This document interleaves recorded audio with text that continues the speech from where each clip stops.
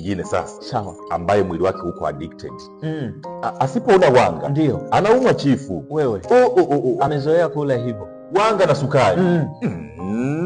Akose pilau, biriani, ndio ni kama kakilevi kwake. Nisaona mtu anayevuta fegi. Fegi chifu hawezi kukaa bila kula. Wewe wanaweza kashinda bila kuvuta wewe. Watu wanavuta paki wewe vizuri. Wanga ni kileo chifu. Dopamine center kwenye ubongo. Ukisha stimulate hiyo, unataka kila siku. Kila siku ni kama kapepo fulani hivi. Unaelewa? Ndio addiction yenyewe sasa. Kwa mtu ambaye mwili wake asubuhi anawanga na sukari. Sawa. Si chai, weka sukari. Unaona ngano inatengeneza maandazi, si ndivyo? Ndio. Maandazi, mikate, donut, half cake. Sijui ni zina aina nyingi hizo, si ndivyo? Sawa. Hayo yote yanapeleka addiction kule, si sugar. Addiction huko.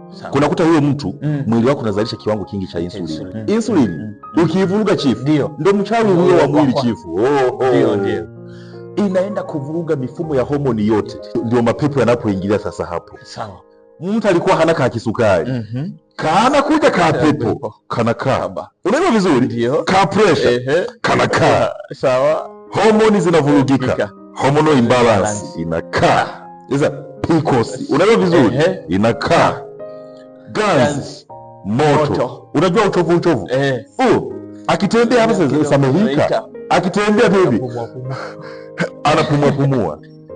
Insulin hormone ndio mchawi chifu. Sawa. Ndio maana hapa kwenye kliniki ya kimungu hapa tunataka kumtrain mtu ajue namna ya kufix diet.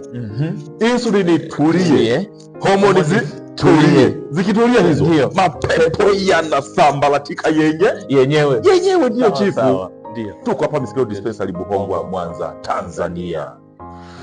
My friend, stay healthy, be productive.